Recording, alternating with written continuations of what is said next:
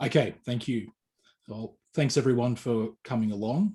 I'm Robert. I am a senior developer at Alembic, and yes, the topic of my talk is on NX, the latest hotness in Elixir. So I've called it Kicking the Tires because it's a bit of a ad hoc tour of what's available in the early stages because it is very new. I don't even believe there's a mix package for it yet.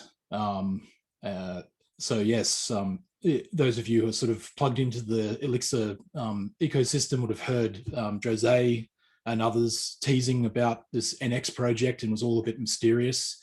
Benchmarks were released and so on and so forth, and people were trying to guess what it was all about. But yeah, all has been revealed. So yes, NX is Numerical Elixir.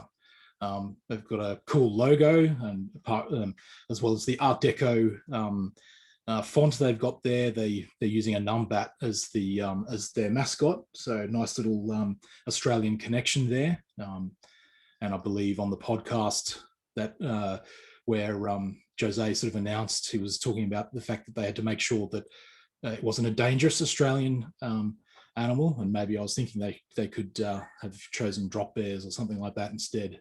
But nonetheless, there's that connection. So, and the wait is now over.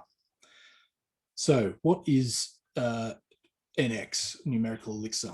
So it's a multi-dimensional tensor library for Elixir, has multi-stage compilation, and it can run the computations on the CPU, GPU. And by CPU, I guess they mean using SIMD type instructions, highly optimized for numerical computation. It aims to address a weakness in the a perceived weakness, or probably an actual weakness in the Beam platform, in that it's raw computational performance isn't that great, and so it's hard to apply it to machine learning or numerical analysis, etc. So with the introduction of NX, we've got a library that has typed multidimensional tensors, or in reality multidimensional arrays, functions to create them, manipulate them, perform operations on them. A bunch of things like, for example, automatic differentiation, which is useful in model training, to do like gradient descent type operations. There's multiple backends for CPU, GPU type operations to actually compile the NX code, which is pretty much Elixir code, into CUDA or whatever.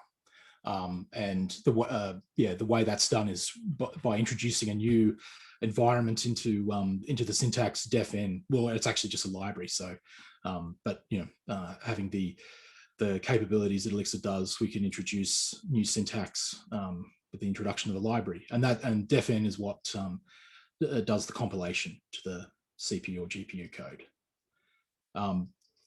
For those who are familiar with libraries in Python, etc., NX is trying to draw inspiration from NumPy and JAX, make it familiar to people in that space.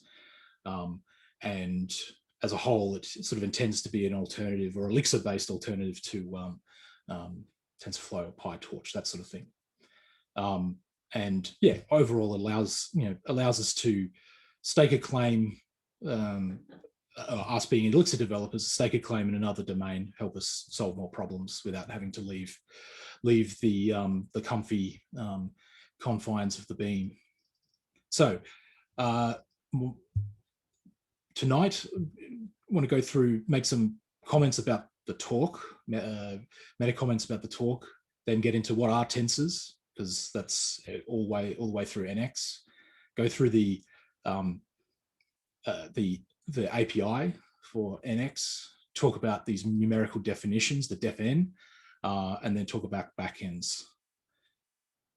So some of you may be interested what this environment is that I'm presenting in.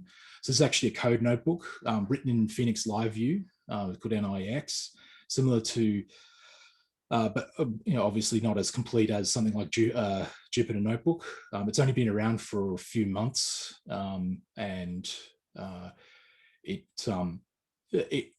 works, but there's still some work to be done. For this presentation, I was going to write my own notebook. I actually started that and then found this one and decided I'm just going to use this one. So yes, I thought because demoing code, that's the thing, just put it all in one environment. And I can share this. A version is already up, but the final version I will push tonight. And at that URL on GitHub, you can download this and run it yourself and play. On another note, I'm not a mathematician. I haven't done any tensor numerical computing since, well, not tensors, but numerical stuff since undergrad in the early 2000s. And that was in MATLAB and I didn't really like it. So yeah, anything I say about numerical computing or mathematics, take with a grain of salt. I've probably got it wrong. But I know Elixir, so I can sort of, I've got at least one leg to stand on. So moving on, tensors. So Wikipedia has this as its opening sentence in the definition of a tensor. Tensor is an algebraic object that describes a multilinear relationship between sets of algebraic objects related to a vector space. See if I can get my video to come back on. I've just noticed that it's disappeared. Nope, not happy. Everything looks good from our end, Rob. Oh, okay. So you can see, you can, yeah, I don't think you can see me. My video's turned off. But anyway, I'll proceed. If it doesn't come back, I'll just proceed. Anyway, as I was saying, that's the Wikipedia first opening sentence. That's pretty opaque. I certainly don't, wouldn't have any intuition about what a tensor was based on that definition. Fortunately, the article goes into a lot more detail, and with some concentration, it is apparent what they are. But let's break it down and describe it a bit more wordy. So, tensors can be represented as multi-dimensional arrays from 0 to n dimensions, yes, we can represent other objects like scalars and vectors in arrays, and we can do the same with tensors. Some things that that we refer to in a tensor is its rank, and that's the number of dimensions of the array we're talking about. And yeah, the rank refers to how many indices we need to find a particular element. Once I get into the demo, this stuff will become more apparent. Yes, tensors are like a generalization of scalars and vectors, in that a rank 0 tensor is a scalar, rank 1 tensor is a vector, and a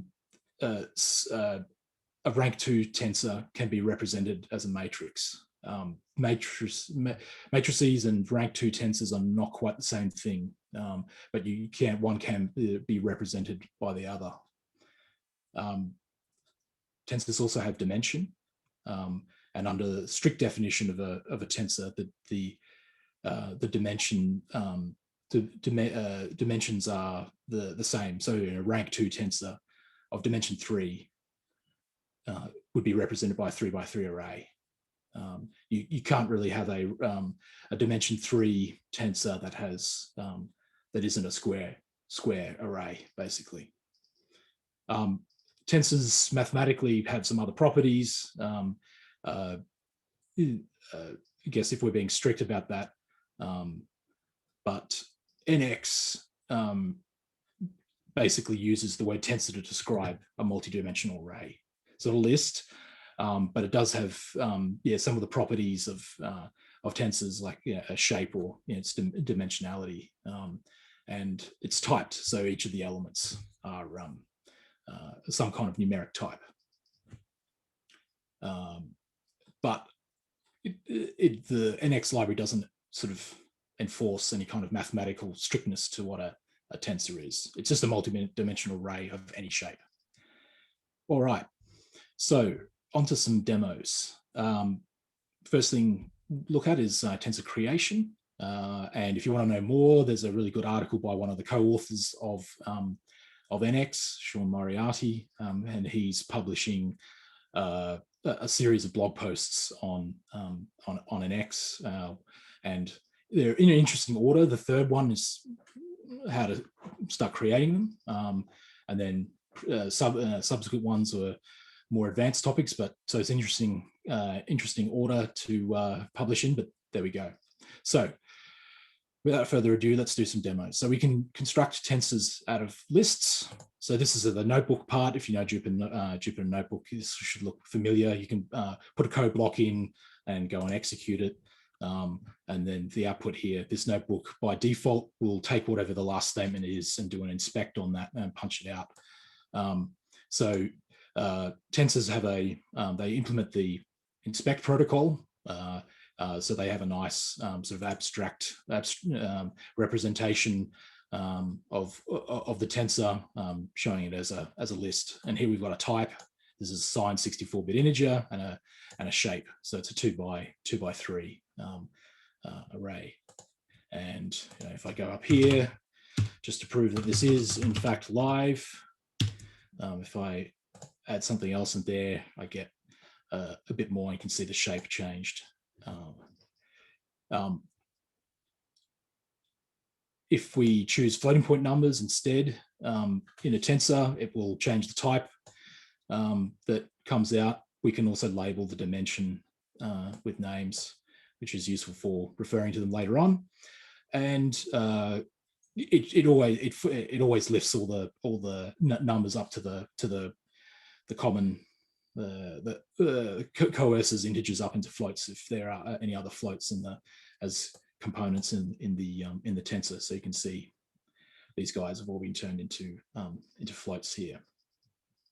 And I think by default it chooses a 32-bit floating point value because they're faster. If you need the precision, you can force that, as I show here. So I've explicitly said use a 64-bit floating point, and it has done that. And then we can get all those properties back out of the tensor: shape, type, names, and you can use those things to work with it. You can also create tensors out of binaries, and this is where it actually becomes useful because images, if we're doing machine vision or audio, whatever, it's probably going to come in as binary. So we can create tensors out of binaries. So here's some binary syntax, and we're saying making sure that we want signed 64-bit integers, which is the same type there, and we get a nice tensor out of it. And it's recommended, well, for real stuff to work with binaries if you can on the way in, as in creating tensors, because the tensor data is actually stored in binary underneath. So yeah, if we actually are giving it a list, we've got to traverse through that list. So we don't want to give it massive lists. It's just going to because it's going to have to traverse them linked list style when we create our tensor. But binaries are flat. But what if our actual tensor is not flat? What if it's a nested array? So you can reshape a tensor. This works for any kind of tensor, not just one that was created from binary. And what reshaping does, it actually just changes make sure that the shapes are compatible. So we've got 2 by 4, which means there should have been 8 elements, and there was 8 elements, so it works. If I was to change this to 2 by 6 and run that again, it's going to give me an error. In fact, I need to run this again, and then that one. Yeah, cannot reshape. Current shape 8 is not compatible. New shape 2.6. So fix that up. And yeah, it doesn't actually modify the underlying binary. So you bring in some binary file or whatever, or get some binary input, and you know that it really represents something that's multidimensional. You're not having to kind of reshape that and do heaps of copies, that sort of thing. It just says, yep, these two sizes are compatible to be reshaped, and away we go. And it doesn't actually change anything underneath. And of course, there's heaps of other ways we can create tensors. We can create them from other tensors. So if you want to just initialize something, there's a broadcast function which will make us a 3x2 tensor with all initialized with ones. We can use another. We can broadcast from a tensor, so it'll replicate 1, 2, 3 into a 4x3, and count up with iota or iota, however you pronounce that. So there's, and you can count up across different axes. You can refer to the dimensions or the axes in a lot of these functions as well too, separately. And here's one way you can create like an identity matrix. So count up across different axes and then equal. And we'll get into that the operations in a little bit. In fact, now there we go. Just making sure this was the right version. It is. So tensors are array based, and that might make us think, well, they're kind of like an enumerable, so maybe we can map and reduce to do operations like we would if we were working on maps or lists, and there are NX equivalents of them. However, their use is discouraged because if you've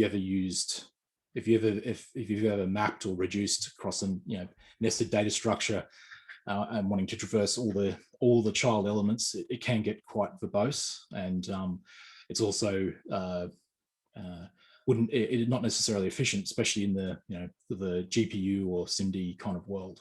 So NX provides tensor aware functions to do element-wise and aggregate operations. And again, there's a blog post from Sean about this that goes into a lot of detail. I've taken most of the inspiration for the examples here from that. So follow that link if you want more detail. So yeah, I just grabbed out of the source code some of the unary operations that NX provides. So you've got all your usual trig, hyperbolic, etc. Kind of functions there, and yeah, it's just like any other code. So if we want to do the exponent of a tensor, we just call exponent on that tensor, and it's tensor aware, it's element wise, so it's going to perform the exponent operation on every element.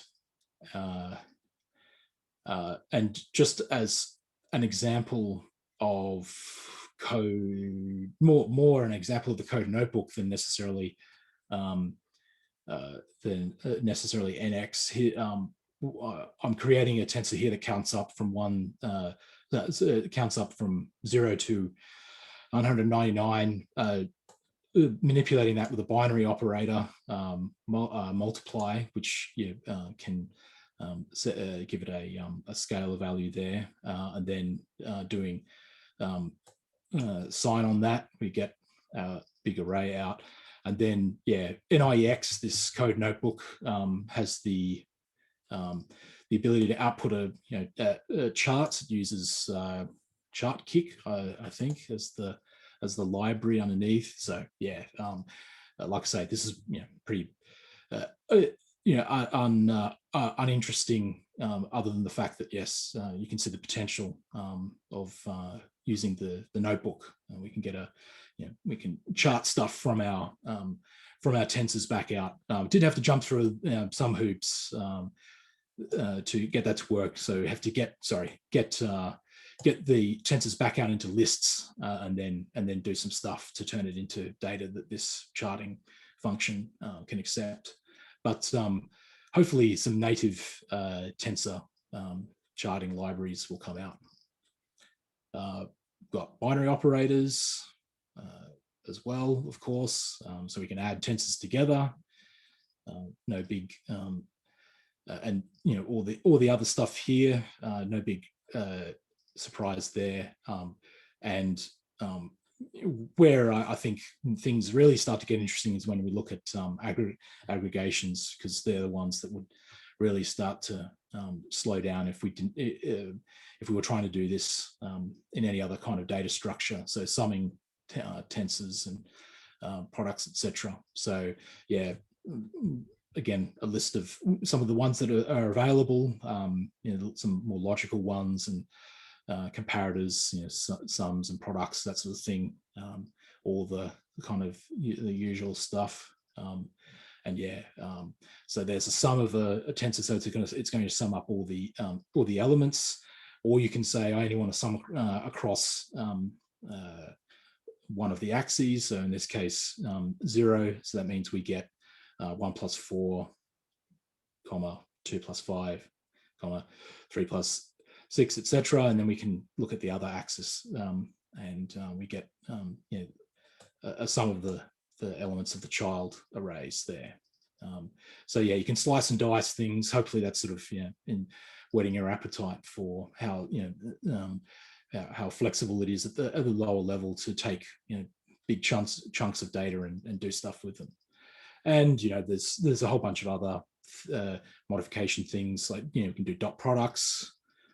So I think that's the dot product of this. If that was a matrix, dot product of itself.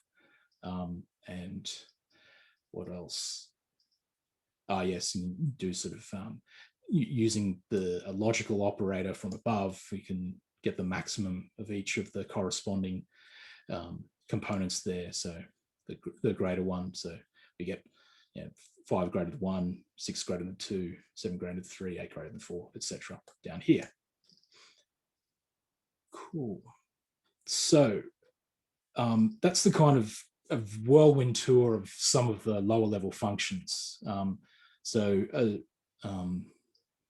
Guess going back to the raison d'etre for NX in the first place is this issue of the numerical computing performance of the beam. So when Robert Verding was in Brisbane many years ago, probably 11 years ago, someone asked him, why don't people use Erlang to forecast the weather? And his response was, because you get tomorrow's weather forecast next week. Basically implying that while the beam is highly concurrent, has great I/O throughput, there are certain properties of the beam that do mean that its raw computational throughput isn't as high as even other languages that run on VMs like Java, for instance. And there's multiple reasons for that.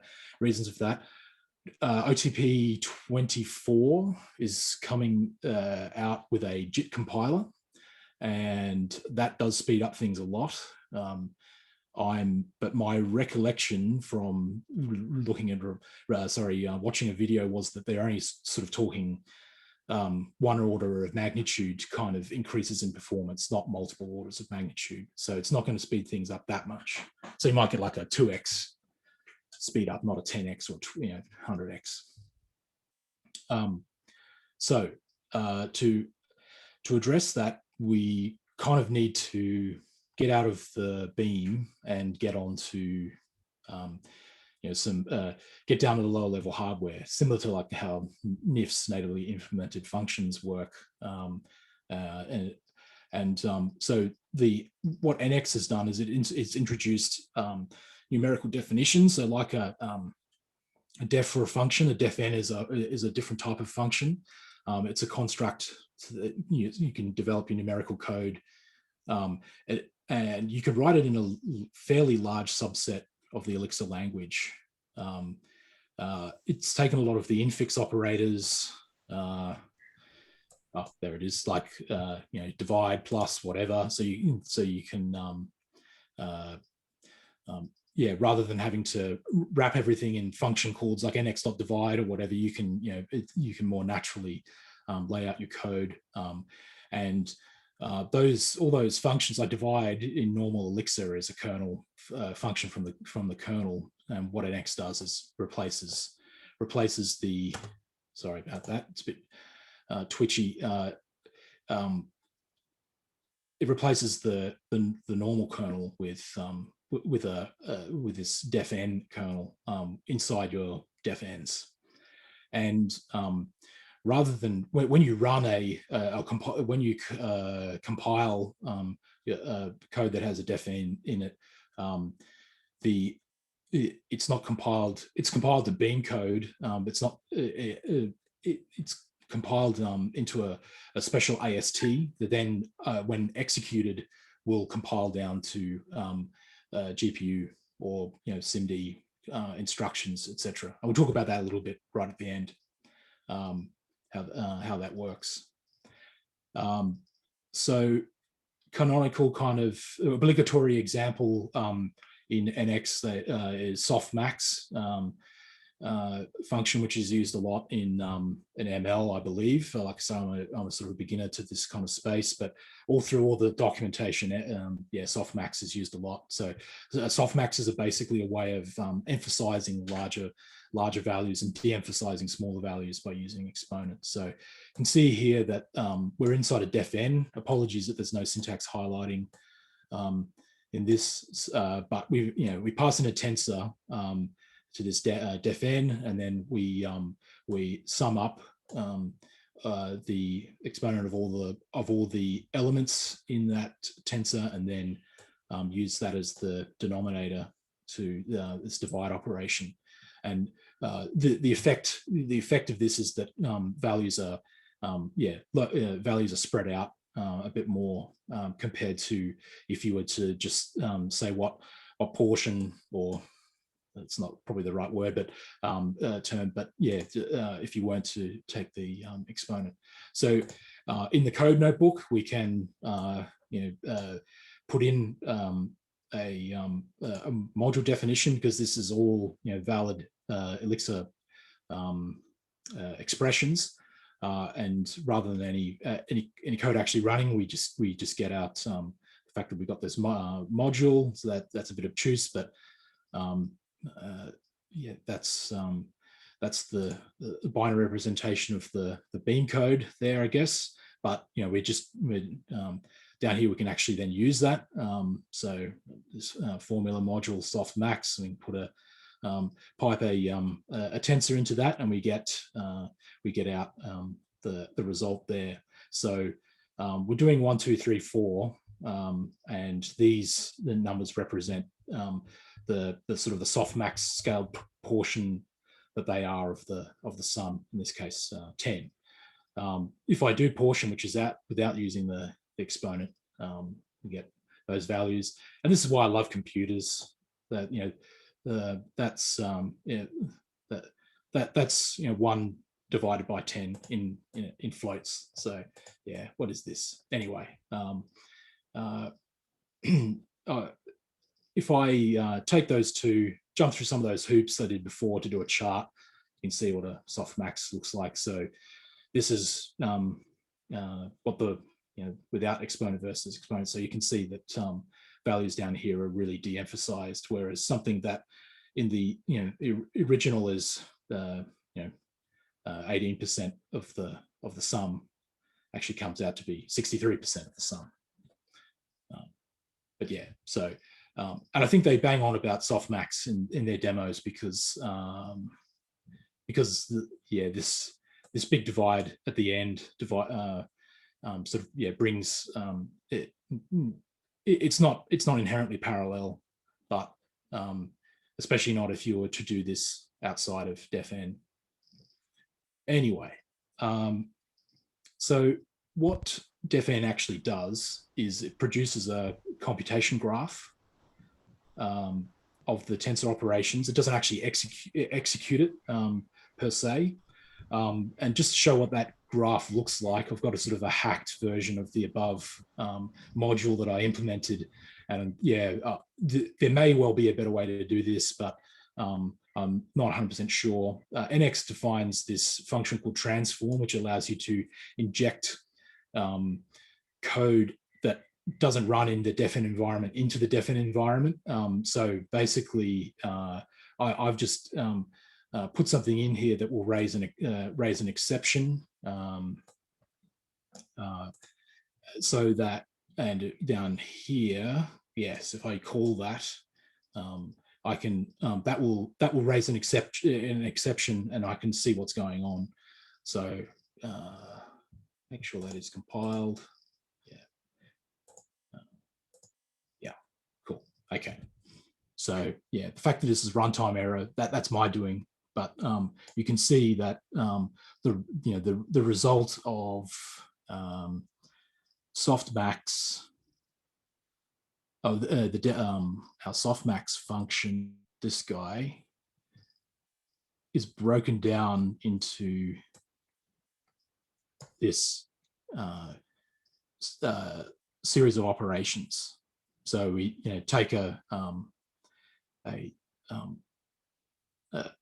parameter in the tensor, and we start computing exponents, doing the sum, etc., and then doing the divide at the end.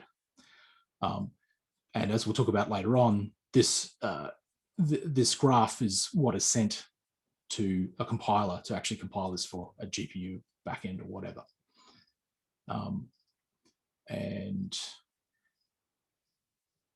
I've got another version which has got this grad function, and that's the auto differentiation. So if you're doing some kind of gradient descent algorithm, they've got a grad function in which basically modifies this expression so that it runs in it's the derivative of it.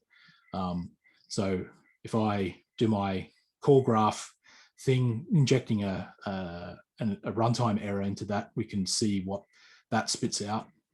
And you can see that it's taken the softmax and it's put all sorts of other stuff in there. And I'm assuming that this implements some kind of differentiation algorithm. I haven't actually checked. I haven't actually gone through. But yes, with very very quickly, sort of imagine some of the power that can be derived from things like a grad function or whatever to manipulate code that we need to do ML type stuff. All right. The last thing I wanted to go through, so I've mentioned backends, NX, all these functions, NX, divide, multiply, etc., are all behaviors, callbacks in a behavior. And so there are backends that implement them. At the moment, there's a binary one that runs in memory on the beam. There's one for Google's XLA, and there's another one for Torch, a libtorch. The way you can specify the compiler at different levels, but so at a function level, you can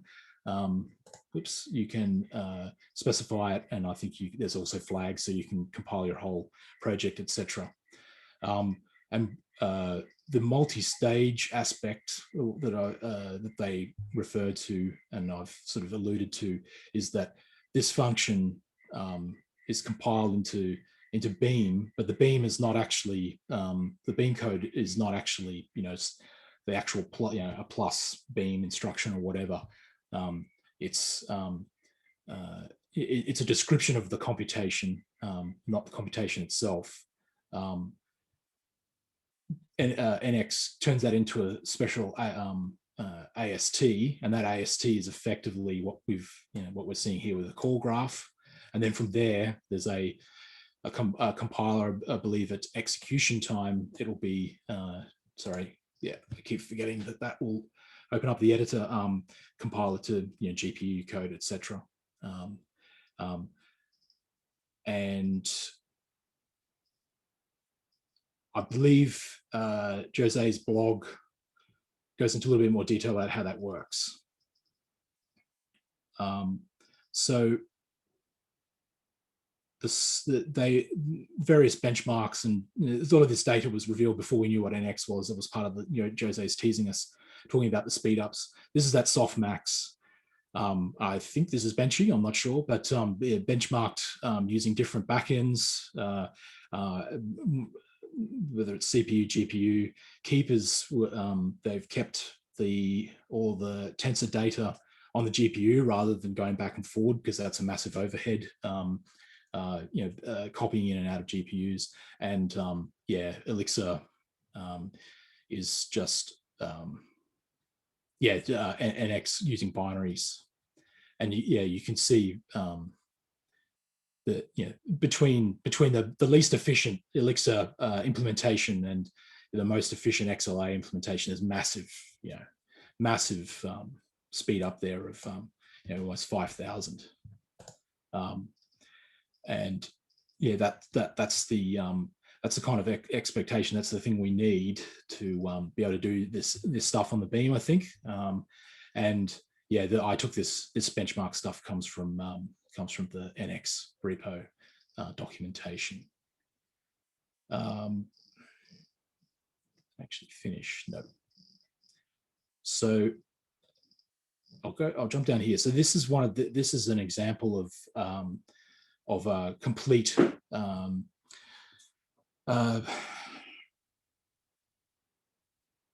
neural net for doing, I believe it's identifying numerical characters. That is in one of the repos anyway as an example, and I believe a very basic version of this is what Jose showed in his talk at CodeBeam. So I tried to run this, and it takes ages because I am not compiled. What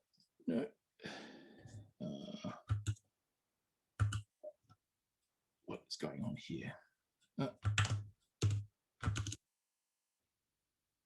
just going to see if it actually finished somewhere up here.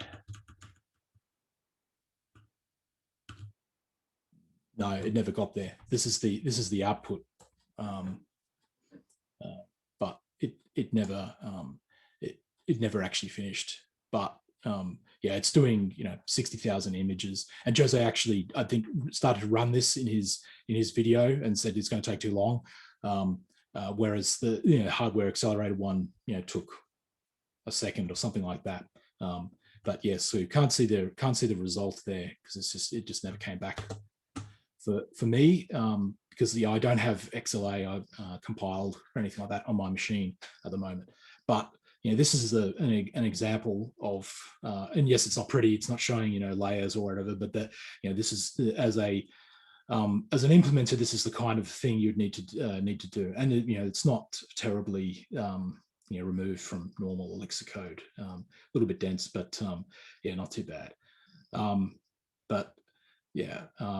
there are a few other examples lying around, I think, and they're forthcoming because it's so new. We might have to wait a little bit for some really, some compelling, exciting examples.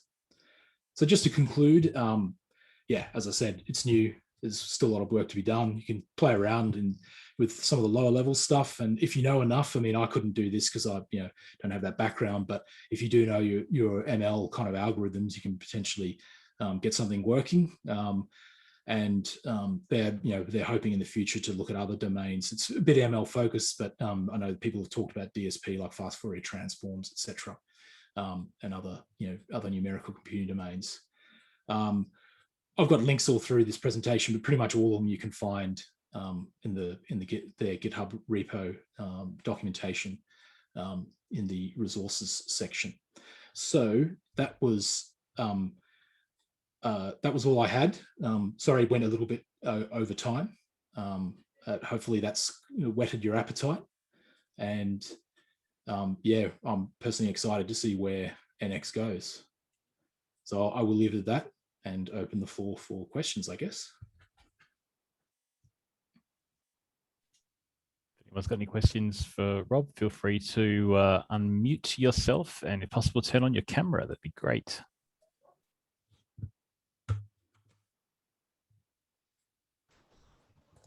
Hey, Rob. Can you hear me? Yes, I can. Yeah. Have you tried the Torch integration? No, not yet. I didn't bother playing with backends until today, and I just chose the first one, XLA, and it didn't work, and I gave up. So I do want to try that for completeness. I'm sure I can get the other one working. I use Nix as my package manager, and it does. Nix doesn't have the right version of XLA. Of Bazel. The version that is compatible with NX is too old. So I will have to make my own derivation or find a derivation for an older version. Alternatively, I could use ASDF as well too, but as the package manager. No, that's right. Yeah, so yeah, I mean, I'm not using Nix very much on my Mac, but on my Linux box, I have the entire configuration, done in Nix. So, but yeah, it's it's a lot of effort to do that, but yeah, I'll get there. So yeah, I haven't tried any of the backends to see how they work, but my understanding is that looking at the source of the code is that the NX has a behavior with a whole with dozens of callbacks, and each of the backends has to implement all them, and then there'd be I think there's a few things that are sort of common on top, but they've got I think they're both reasonably on par. I think. Okay. It's exciting that there's some more integration with the more scientific side of computing. That is exciting. Absolutely, yeah. So people have been using the Beam for computational intelligence and machine learning, that sort of thing, but they have to suffer through a lot of the slowness and pain points, probably doing like integrating through NIFs and stuff like that, I guess. Whereas this is something that's going to change things a lot. And I think I think they're making a wise choice, sort of keeping it similar to NumPy and that sort of thing, keeping it familiar to people that potentially might want to come across from Python. Okay. So I missed the first part of your talk. Right. I didn't realize they were keeping it with similar to NumPy. What's the compatibility with SciPy like? Is that, I know NumPy on. I'm not. Yeah, I don't. I haven't seen SciPy referred to in relation to NX, how they relate. Okay. So and I'm not really in the NumPy or SciPy space myself. I seem to recall using NumPy years and years ago to help a student with their previous job with their project. That's the limit. I'm more familiar with R, but I'm still only a beginner with R as well too. So it's a rock and a hard place for you, isn't it? SciPy's got a strong dependency on NumPy, so SciPy is pretty much built out of NumPy. Right. Okay. Oh, is it the other way around? Yeah. Ah, right. Okay. Yeah, we do a lot of that with the computer vision stuff at work. Right. That's our sort of spot. It is pretty amazing. I mean, I do hope they bring over some of the like the NumPy, just the NumPy, the way NumPy is so just the notation and the way that you can work with NumPy just makes working with images and things really easy. So it'll be fun definitely looking forward to trying this out. But my understanding was I only listened to Jose's original interview on that chat, and so at the time I think they were still waiting for the other backends to be put in place, and like only the CPU one worked or something. Right. Yeah. So I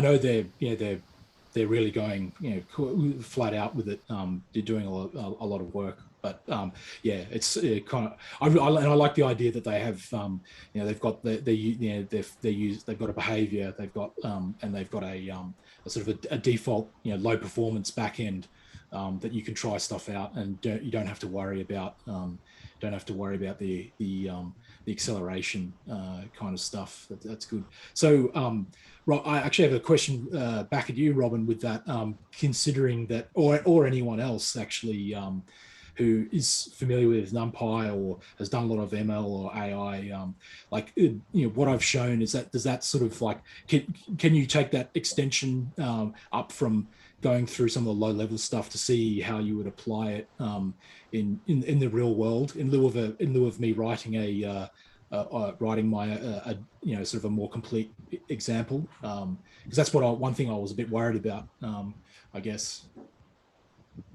I think this sort of stuff is very hang on, I'll put my picture in there for, yeah, there I am. Where am I? I'm not there. I think it would be sort of fun to do re-implement some of the OpenCV stuff, and that's actually not so much the neural network stuff. It's the old things like canny edge detectors and sort of basic computer vision processing stuff would actually be quite, because that's the thing that's where you mainly work in NumPy, and you're shoving NumPy arrays around, and like what happens for us with the neural network stuff is that we'll tend to use another library. Most people would use a TensorFlow or something like that, but we use Darknet and YOLO for our detectors, and that's really just a matter of you get your big NumPy array, which is your image, and you shove it into a tube, and the calculation all happens over in the GPU, and it comes back. Mm-hmm. So the place where you're really doing these sorts of operations is more not with the neural networks, although I recommend there's a good book which we had on the team called Grokking Deep Learning, which was from Manning Press, and that has some really good examples in NumPy of mucking around not with convolutional neural networks, but with more basic neural networks, just to get the sort of idea. And I think it might actually be quite fun to muck around to take some of the samples from Grokking Deep Learning and try. That's what I was thinking as you were presenting. I was thinking that sort of stuff might be interesting. And remember, it's not all images. You can use neural networks for simpler. You can get interesting results from using neural networks on sort of simpler inputs. There's other interesting problems you can use them on. Yeah, definitely. But and just to clarify, I may or may not have said this explicitly, but an image data will so long as you understand the binary format, and we've got excellent binary parsing and pattern matching. We'll go. Image data from a JPEG, whatever, will go straight into a tensor, and from there you can do whatever. And I'm pretty sure this. Maybe this isn't the one that he presented, but let's have a look.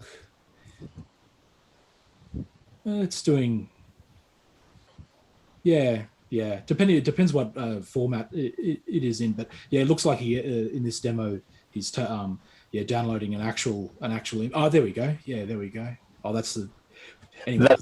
That's sort of what we do is we'll get a we'll have the original JPEG or something like that in OpenCV. That is the thing that just turns it into a NumPy array, and you that's when you realize how good JPEG and PNG are at compressing things.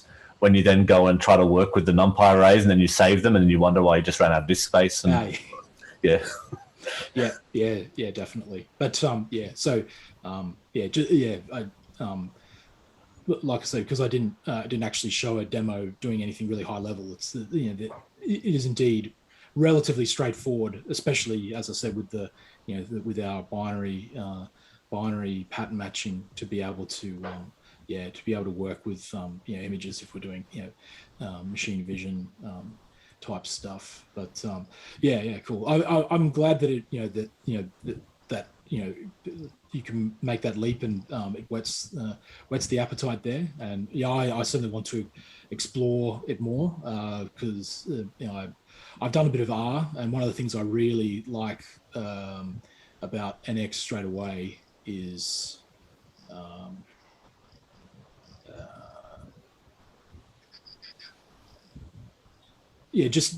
basically IO inspect or whatever.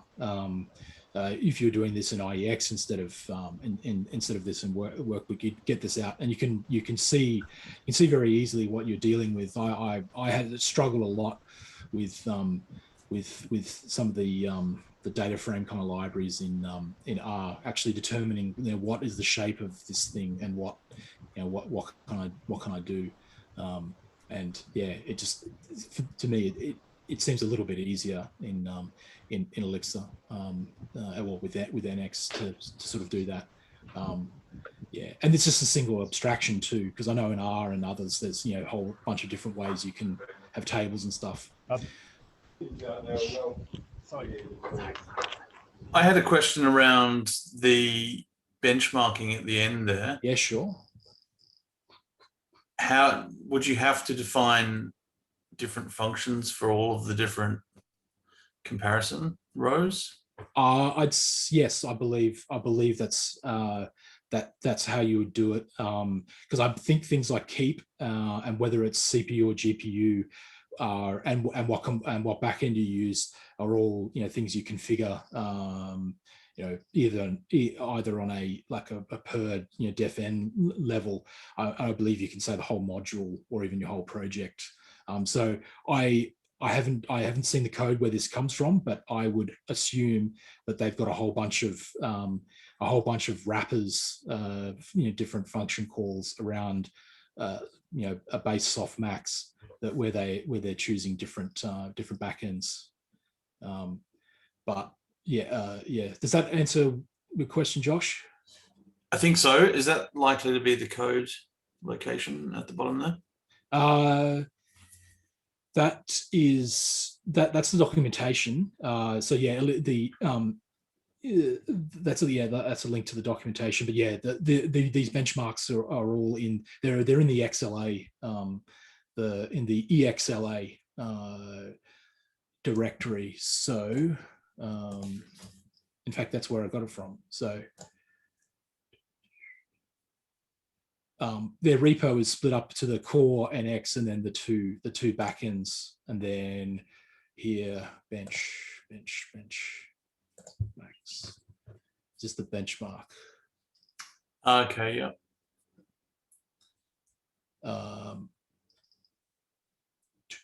Oh, that's not too bad. It's just got a wrapper where they've specified it. Cool. That answers my question. Thank you. Great talk. Thank you.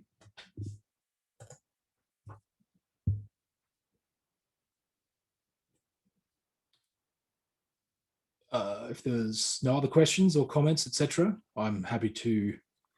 I was just wondering, is there has anyone kind of started looking at a more high-level framework? Like, I know that with the sort of ML community in Python, there's Keras built on top of TensorFlow, which makes a lot of that stuff a little bit easier, sort of with some higher-level building blocks, whereas NX is kind of quite low at the TensorFlow level. Absolutely. I haven't seen anything specific, anyone actually starting to flesh anything out. So I'm not exactly sure what Jose's up to with this, but Sean Moriarty is far more active on the Elixir Slack, and there's an NX channel, and lots of people have asked about things. I think one of the common ones is actually like fast Fourier transform, DSP kind of stuff, and I think their plan is to, as well as fleshing out the low level stuff, is potentially have libraries that are built on top that would provide a lot of the higher power to weight ratio kind of stuff, like a neural net specific library. I think that's how what they're planning. So there'll be NX, and then there might be ML NX or CV NX or something. Yeah, that's as much as I've been able to glean from their plans, because most of the stuff you see like in these blogs and that sort of thing is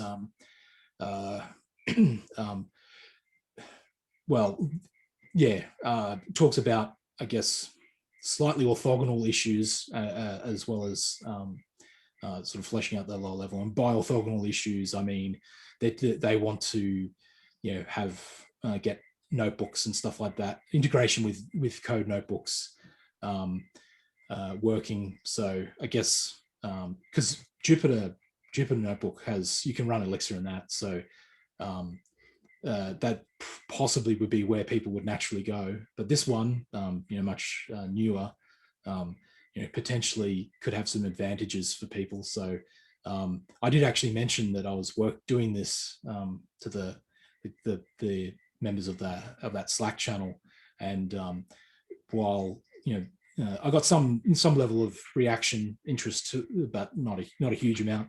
I'll tell them that that was before I actually started really working on it, so I'll be able to tell them that it does work. And maybe the NIEX will get some love, and so it's things like that, code notebooks, charting, that they're interested in. But in terms of actual library layered libraries on top, I think that's what they want to do, but there's no specifics that I've seen anyway.